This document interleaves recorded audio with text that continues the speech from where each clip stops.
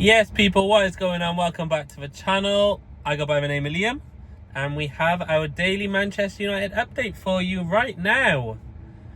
There is some news on Bryan Mbeumo, some news on Brentford, some news on a potential midfielder leaving, some news on somebody new who's come in, some news on 2 potential outgoings to the same club, and lastly some news about this upcoming season and what we might do if we don't sign very many players. So yeah, quite a little action-packed show, quite a lot to talk about, and I feel the big news is Bryan Mbeumo. It's been the big news for the last 7 weeks, so we may as well talk about him. Don't know if that's going to make a difference, but the sun is in my eyes. Before we get into it, I do just want to say we are currently on the grind to 2,000 subscribers. It's not a huge number. Lots of the channels have more than it, but for me, 2,000 would be amazing, like insane. So if you can just subscribe to this channel, help me get to 2K. I just want to hit it by Christmas. If I can do that, or if you can help me do that, it would literally be the best Christmas present ever. And I might even send you a Christmas card. So yeah, subscribe to the channel, please. So The Guardian are reporting today that Brentford have apparently said they now want 70 million for Bryan Mbeumo, and United apparently not willing to go over 65. Is this true? Is this a little PR spin? Is this something to get us talking, to prepare us for United walking away? Could United even walk away? It's Thursday today. Right now it is Thursday. We fly to America on Tuesday, and we are still no closer to signing him. We've said for weeks now we want him in by pre-season. We want him in by the time our tour starts. We want him on that plane. We go on Tuesday. He's not ready. We've been negotiating for 7 weeks. 7 weeks.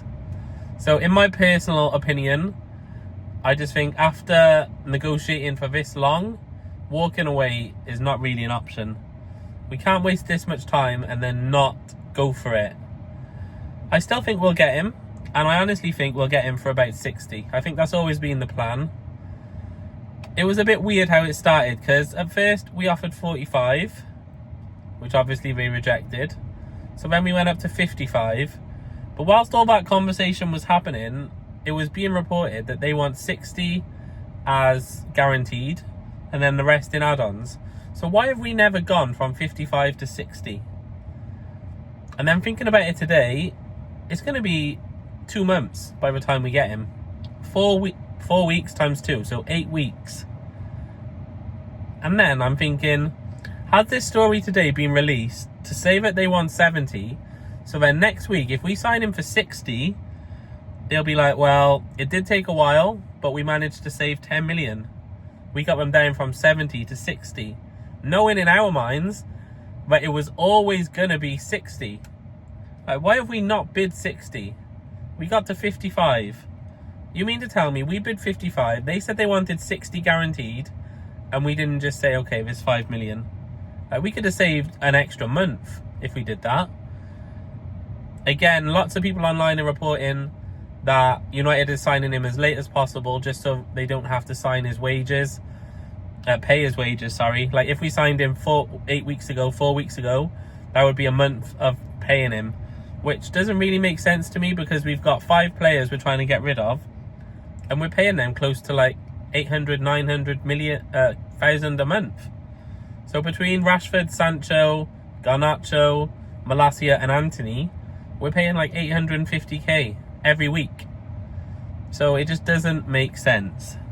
You can't bookmark a player and then sign them when you want just so you don't have to pay their wages. It's not how it works. If you sign in a player, whatever the term of a contract is, that's what you pay them for. If we sign someone on a 5-year deal, we're paying him for 5 years from when we sign him. Why are we delaying and risking other clubs coming in and stealing him because we don't want to pay wages? Again, I don't know if this is true. It's all rumours. But in my opinion, I think this is a PR stunt. I think Brentford, maybe they do 170, but I also think they'd be happy for 60. I think we're going to end up bidding 60, which will be accepted. And that's it. They just want it to be as close as possible to Kone. I mean, they're both quite similar players in terms of where they come from, what they can do, even their goal tallies. I don't think we can pay 62 for one and then offer 45 for another. It's just bizarre. We're instantly saying as well, like in Mbeumo's head, when he comes in, we're telling him that he's a 45 million striker, attacker, and Kone's a 62. It makes no sense. Like, we want him to come in on the same page. We don't want one to feel like he's priority. It just doesn't work like that. But comment below, let me know your thoughts. Do you think we'll sign him? Will the deal even still go ahead? Hopefully it does, and it doesn't take too long, because I want to just get him in now. Let's just stop messing around and get the deal done. Yes, people, sorry to interrupt. Just jumping in here quick. Since what you just saw was recorded, Manchester United have submitted their third offer for Bryan Mbeumo. 65 million up front, guaranteed. 5 million in add-ons. This has been confirmed by David Ornstein, by Ben Jacobs. And apparently Mbeumo has told Brentford that he thinks this is a fair offer and it should be accepted. He also wants to join Manchester United by Tuesday, ready to fly to America for their tour. Apparently as well, United are willing to walk away if this is not accepted. So I know I just spent the big part of this video talking about this. Since I spoke about that, an update has come out. Also, I'm not going to talk about it too much now, but keep your eye on Benjamin Sesko and Manchester United. Remember where you heard it. Sesko to United. Potentially. Back to the video. Moving on. The Athletic are reporting that options remain open as to whether Toby Collier will be staying or leaving. At the moment, it's all still up in the air. United would be happy with a loan, a permanent sale, or to keep him. So it doesn't seem like we know. His time could be up already. He's still only 21 years old. Until January, I want to say, when he turns 22. So I like him. From what I've seen, I know he's been injured, but I think there's potential there. And personally, I wouldn't like to see him go. If he does go, I'd accept a loan, because that means he can get some experience and he can come back. Being realistic, we have no European football this season. So our games, well, we have hardly any games, don't we? Let's be honest. We got the league and 2 cups. So we don't have a lot of game time compared to what we're used to. So I would say, in all honesty, from the formation we play, we only need 2 midfielders. And we're signing more attacking options. So Bruno's going to be one of those midfielders. And then we got the likes of Casemiro, Kobbie Mainoo. So I understand why Toby Collier is potentially on the move, because he is going to struggle for game time, which I get. It is a bit, you know, it's not his fault. We just had a very bad season. If we had European football, I'm sure it would be differently and we would need more midfielders. Another player who's being tipped for loan is Harry Amas, with Diego Leon definitely staying at the club. So there was talk about us signing Leon and then potentially loaning him out. That is not happening. He will be staying, and hopefully we see him, you know, gain a place in the team, fight for that place in the team, and cement his name in the starting 11. Because I think for him to come in like that and make a big impact would massively improve us defensively. So yeah, we did say around May time that because we kept Bruno and obviously Casemiro said he's not going anywhere, if we needed to bring a midfielder in, we would still need to get rid of a midfielder. And it looks as if Toby Collier could be that guy. We know, obviously, maybe selling Bruno or keeping Bruno was maybe the wrong idea. Because at the time we said we don't need the money. And we clearly do. Let's be honest. We are not signing anybody. We're not selling anybody. Like, we're poor. We don't have the money. So the fact that we could have got over 100 million for Bruno and we said no, maybe that was the wrong decision. As much as I like Bruno and I want him to be at the club, getting rid of him also solves this midfielder issue. So if we could have signed a good midfielder, we still got Casemiro until his contract runs out. Maybe things could have been differently, but we didn't. We decided to keep Bruno, which is fine. He's our captain. We'll stand by him. We'll support him. I'm just saying things could have been differently. But yeah, I don't think it's anything against Collier personally, I just think in terms of Ruben Amorim's list of preference, he's a bit further down than the likes of Bruno, Casemiro and Kobe, which I totally understand.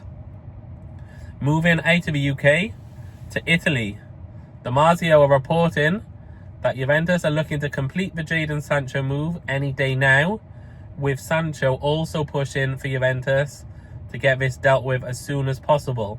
He's now saying he only wants Juventus, so it looks as if that is where he'll end up. However, we might not just be booking one ticket to Italy. It's looking like as well Juventus are interested in Jadon Sancho. We know we're interested in Sancho, in Marcus Rashford. So I don't know where this has come from. Personally, I can't see it happening. But, we know Rashford is waiting for Barca. But this morning, reports are circulating saying that Juventus are also going to inquire about Rashford. I don't know if they're going to be cheeky and try and get a 2-for-1 type deal. This isn't Domino's Pizza on a Tuesday or whatever they do.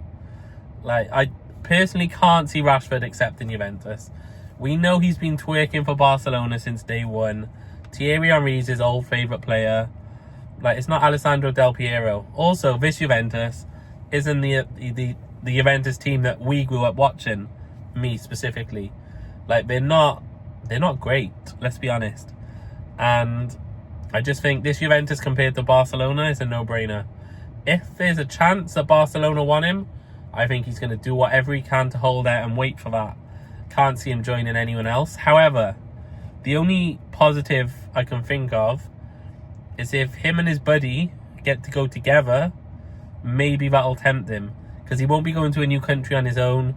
He'll be going with Sancho, and they can do a little lads on tour kind of thing. They can go out, they can visit Italy, they can buy suits or something, or they can just sit at home and play FIFA, whatever they want to do. Maybe Sancho could be the catalyst that changes him, but I don't see it happening. And I think if Rashford did choose somebody that wasn't Barcelona, I think the type of money he would want would put Juventus off anyway. So personally, I can't see it happening. Do we think Barcelona are going to come in for Rashford? Comment below and let me know. Hopefully they do. Hopefully United just bite the bullet now. Phone Barcelona up. Say, this is getting us nowhere. Do you want him or not?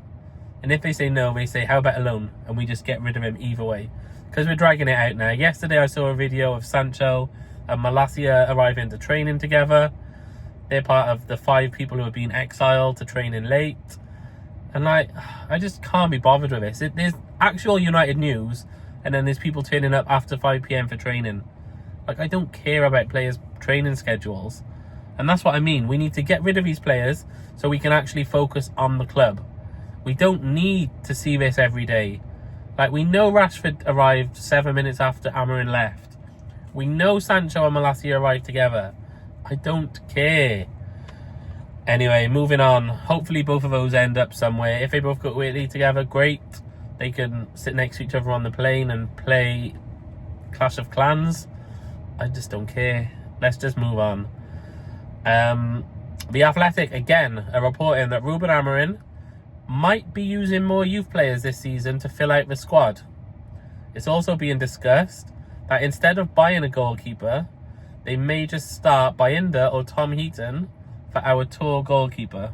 So the goalkeeper we use on tour, instead of buying someone to replace the injured Onana, we're just going to use backup or youngsters. It's quite good in some aspects because I am interested to see Kone, Diego Leone, Obi. We do have some youngsters who have potential, but also throwing them straight into the deep end now it's gonna harm their progress. So at the same time, yes, we've got young players that I like and I think can do a decent job for us once they gain experience. On the other side of that coin, pushing them in too early is just going to damage them and we're not going to see their potential. So if we're just being cheap and thinking, well, we're not going to sign players because we've got players, I think this is the wrong move. If we've got young players who generally have the potential, Amorim's seen them train and thinks he can get into a first team, then let's slowly, gradually ease them in. But let's not be cheap and just think, so-and-so wants 25 million, so-and-so wants 60 million. We got 2 players in the youths who could do that for free. Let's just bring them up, because it's not going to work like that. And this time next year, we won't be moaning about finishing 15th. We'll be moaning because we'll be preparing for a season in the Championship. We just can't do that anymore. The cost cutting needs to stop. Like I said on another video, if Man City finished 15th, didn't get Champions League football or Europe, they would have bought a whole new team by now. They would have signed 22 players. Like, we have signed 1.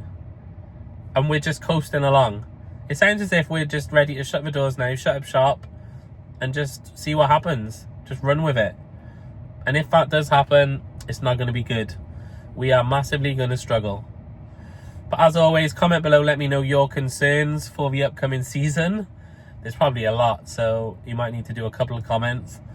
But is anyone else as nervous as I am now thinking about it? Like, the closer it gets, and the fact that we're not preparing, it just doesn't make me feel good. Yeah, so we got to get rid of players. We got to bring players in. We can use some youth players, but we also need experience around them. And if we're not signing anybody, don't bring the youth players in, because it's just going to be the same as last season. And we're doomed. So yeah, there's a nice positive note to end on. The end of Manchester United. As always, thank you for watching. As I mentioned earlier, please subscribe to the channel if you're not already. Drop a like on this video, and I will see you tomorrow. Goodbye.